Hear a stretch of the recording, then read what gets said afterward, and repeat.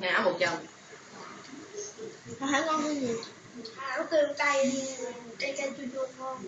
Nó mày nó chua chua cay cay. Đói quá. Nó là tôm chua cay.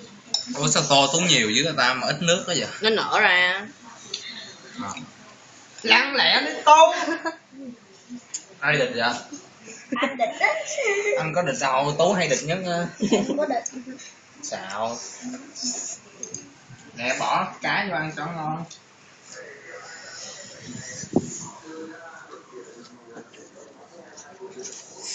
Cậu sao tụi đang ăn mà cậu